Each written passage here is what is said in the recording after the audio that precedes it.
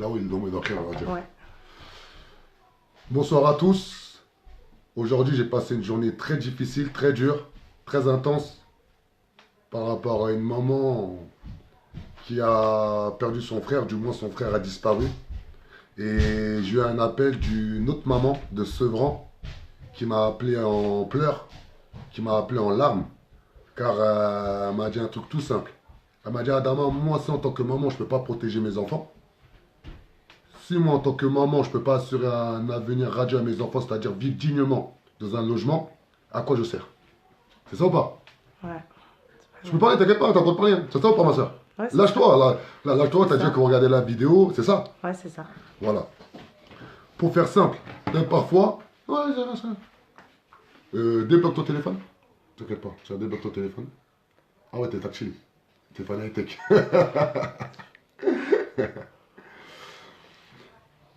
Là, je vais lire. C'est qui a fait qui t'a envoyé ce mail-là? C'est Mur Protect. Là, C'est, explique c'est qui Mur Protect. Enfin, Mur Protect, c'est une société qui s'occupe des appartements délabrés, insalubres, et ils constatent les dégâts qu'il y a à la maison. Voilà. Mur Protect, attends. Regardez tous les défauts qu'ils ont trouvés. Le logement est équipé de les murs rez-de-chaussée en partie basse. Ah, les murs de rez-de-chaussée en partie basse sont extrêmement humides, entre 40 et 100% d'humidité sur 1 mètre de hauteur. Je répète, les murs du rez-de-chaussée en partie basse sont extrêmement humides, entre 40 et 100% d'humidité sur 1 mètre de hauteur. Ça veut dire il y a un taux d'humidité tellement incroyable ici que ça rend malade son enfant qui est là. Voilà, il est là. Voilà, son enfant qui est là, voilà, avec un petit mon poteau. Voilà, voilà, vous voyez, voilà, il est là. Voilà, c'est-à-dire lui, voilà, il est. Ismaël, c'est quoi ta maladie? Il est insoucieux. Ouais, il est insoucieux, il sait pas ce qui lui arrive. Mais aujourd'hui, la maman, elle se bat pour faire en sorte que son fils, voilà, puisse vivre dans les meilleures conditions possibles. L'air intérieur, écoutez bien. L'air intérieur est saturé de vapeur à 68%, mesure relevée à 14 h de l'après-midi par temps sec extérieur. Je répète, l'air intérieur est saturé de vapeur à 68%, mesure relevée à 14 h de l'après-midi par temps extérieur.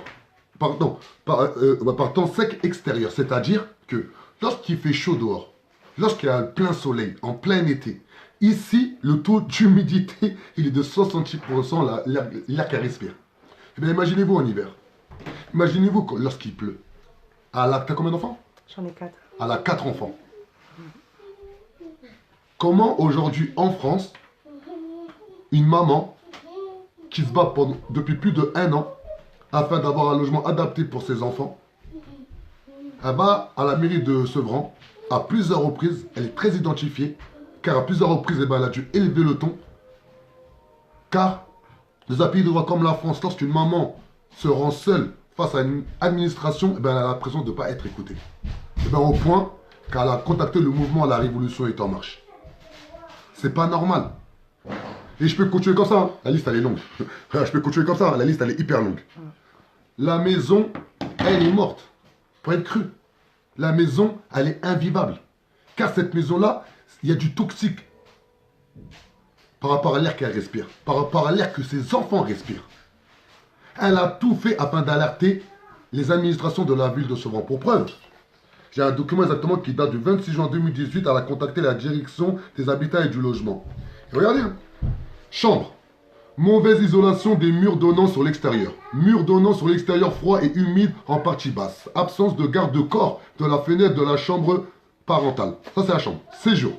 Mauvaise isolation des murs donnant sur l'extérieur. Murs donnant sur l'extérieur, froid et humide en partie basse. Mauvaise étanchéité de la fenêtre à cause de sa vétusté. Revêtement au sol abîmé.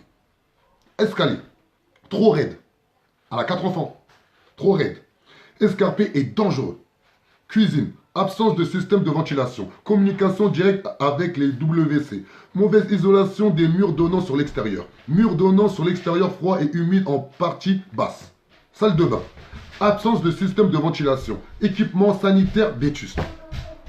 Comment aujourd'hui en France, en 2019, dans un pays de droit, lorsqu'on entend que Macron et ses sbires, ils font une grande concertation nationale, et bien en plein cœur du 93, à Sevran, une des villes les plus pauvres du 93, voire même de France, il y a une maman qui est seule avec 4 enfants, elle se bat bec et ongle pour vivre dignement. Et là on voit Marielle Schiappa, qui va faire une télévision exactement, je crois samedi ou vendredi chez Cyril Hanouna, pour faire un grand débat. Pourquoi je dis ça comme ça, je suis un peu énervé. Car j'ai vu une maman depuis tout à l'heure, elle est tellement énervée, elle me dit Adama, je vais juste partir d'ici. Elle me dit Adama, je vais juste partir d'ici. Non, laissez, c'est pas grave, laissez. Restez, juste mettez-vous ici les enfants. Voilà, venez comme ça vous écoutez. C'est quand l'éducation politique de révolte populaire elle commence dès leur plus jeune âge. S'il vous plaît, s'il vous plaît, s'il vous plaît. Nous, le mouvement La Révolution est en marche, beaucoup nous ont connus dans des actions coup de poing, dans des actions assez revendicatives. Mais là, le mouvement La Révolution est en marche, on veut élever le débat politique. On veut que la maman qui est là ici présente, même si elle a l'argent nécessaire pour pouvoir payer un loyer, qu'elle puisse juste vivre dignement. Comment se fait-il qu'aujourd'hui la ville de Sevran n'a pas pris en compte sa demande? Comment se fait-il que la ville de Sevran n'a pas pris la... Je suis dégoûté car je vois ces enfants, ils sont super jolis, ils sont super aimables. Comme ils se doivent, même la fille elle m'a fait monter. Elle est là, Anna elle a fait mon petit thé. C'est incroyable. S'il vous plaît. Il faut de l'amour, il faut du respect, il faut de la dignité, il faut de l'entraide. On ne peut plus vivre comme ça. On ne peut plus vivre chacun rentrer chez lui à être individualiste. C'est ça ma soeur ou pas? Ouais.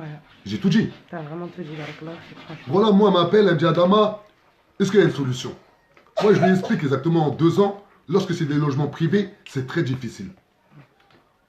Car aujourd'hui, il n'y a que les pouvoirs publics, il n'y a que les municipalités, les départements et les régions qui ont les armes juridiques et administratives pour faire pression sur ces propriétaires-là. Mais surtout, ils ont des logements. Ils ont des logements adaptables, adaptés pour une famille qui veut juste vivre dignement. C'est pas normal ce qu'on vit. Et là, je vais laisser la maman finir. Voilà, elle m'a dit Adama, moi d'habitude, je parle pas devant des caméras. Je n'aime pas faire montrer ma tête. Mais là, aujourd'hui, j'ai juste pas le choix. Elle m'a dit, regarde Adama, à cause de ce logement vétuste, je peux pas mettre de machine à laver. Elle me dit, à cause de ce logement vétuste, lorsque je fais à manger, je suis obligé de couper le chauffage. Je suis rentré dans les chambres d'en haut, il faisait hyper froid. Même là, il fait froid, là, pour preuve, j'ai ma veste. Parce que moi, je viens d'arriver. Alors que les enfants, plus tard, ils jouent et tout, les enfants, ils sont inconscients. Mais s'il vous plaît, il faut qu'on élève le débat politique. S'il vous plaît, il faut vraiment que toutes les personnes, surtout les femmes seules, les femmes isolées, qui ont besoin d'aide, qui ont besoin d'accompagnement, qui ont besoin de soutien, eh bien, normalement, les pouvoirs publics doivent être derrière ces femmes-là. Car une femme seule, c'est une femme faible. Une femme seule, elle peut péter les plombs un jour et laisser 4 enfants derrière elle. Je rentre, je vois une batte, je dis mais tu fais quoi avec une batte? Elle me dit attends moi je suis seul. J'ai peur. J'ai peur car je suis en lutte avec le propriétaire, je suis en lutte avec la municipalité. J'ai peur, je suis à Sevran, je suis dans 93. Eh bien je viens avec une batte devant ma porte. C'est pas possible, vous allez voir la femme, vous allez dire mais non, il y a un problème en France. Mais sans vous, sans votre soutien, nous le mouvement La Révolution est en marche, c'est pas un jeu, ben pour preuve, dès demain je vais appeler la municipalité de Sevran. Je vais leur demander un rendez-vous avec le service logement afin de comprendre la situation car là on parle d'une maman, surtout avec ses 4 enfants qui sont en danger direct par rapport à la santé. Car ces enfants ils sont malades pour preuve. Sous les certificats de... Bref, c'est pas grave. Pourtant pas la tête. Voilà, ils sont là, regardez, il y a tellement de papiers. Voilà, ils sont là. Voilà, il y a tellement de papiers, la maman, regardez, tout ça, c'est les... Là, il y en a plein d'autres. Voilà, il y en a plein d'autres. Voilà. Non, prends pas la tête, c'est rien, prends pas la tête. Non. Regardez, tellement, vous voyez, voilà, ça c'est une maman qui avait tellement prouvé sa bonne foi. Là, je lui dis non, prends pas la tête, c'est rien. Mais voilà, elle veut tellement faire montrer qu'elle a tout fait. Et ensuite, je vais finir sur cette note-là, après je vais laisser la maman parler. En France, on a le droit de demander un logement même pour le confort. Il faut arrêter de croire qu'à chaque fois, lorsqu'on demande un logement, on doit être en galère. On a le droit. Lorsqu'on a des enfants qui sont en danger imminent, lorsqu'on a les finances pour pouvoir payer un loyer, lorsqu'on a fait une demande au préalable depuis de nombreuses années, mais on a le droit d'aller voir la municipalité et leur demander un logement adapté. Je sais pas. Non, ma soeur? Ouais. Bon, là, je vais la laisser finir parce que là, là, on dirait avoir pleuré. Ah, je suis pas bien, franchement. Non, je vous mens pas, ça fait plus d'un an et demi, enfin ça va faire plus d'un an et demi que je me bats pour mes enfants. Mon fils au jour d'aujourd'hui, bah, il est asthmatique, sachez qu'il faisait de la boxe quand on habitait dans le 17e. Il n'avait pas de problème d'asthme ou quoi que ce soit. J'ai une de mes filles, Anna, aussi, qui fait une convulsion par année. Là, elle m'en a fait du 7 depuis qu'on est là, sachant que les convulsions, tu les fais qu'en été, en gros, quand, quand elle a de la fièvre. Voilà, c'est compliqué. Franchement, au jour d'aujourd'hui, dans ce logement-là, j'en peux plus, j'ai perdu 17 kilos. Mon médecin, il a pété un plomb. Limite, il pensait que je prenais de la drogue. Jusqu'à qu'on a fait des bilans et qu'il s'est aperçu que c'était un stress. C'était vraiment un stress que j'avais à l'intérieur de moi et que je pensais beaucoup à ce qui se passait. Je pensais aussi à mes enfants. Voilà, au jour d'aujourd'hui, mes enfants dorment avec des cols roulés tous les soirs, avec des gilets tous les soirs. Ils se réveillent le matin, limite, vu que je chauffe une pièce et on se met tous dedans, quand on sort de cette pièce, ils sont pas bien. Ils sont grave pas bien et on fait vite, on fait au plus vite pour leur mettre leur manteau, on fait au plus vite pour sortir et pour aller à l'école. Non, franchement, je vous mens pas, je craque et je craque physiquement, mentalement, mais j'essaye de me battre au maximum pour mes 4 enfants parce que voilà, c'est ma vie, c'est tout ce que j'ai et voilà, je vais pas m'arrêter là, ça c'est sûr. Courage, t'inquiète pas, on va vaincre. Merci. Prends soin de toi. Merci. Ciao. Partagez un maximum, s'il vous plaît. Ciao.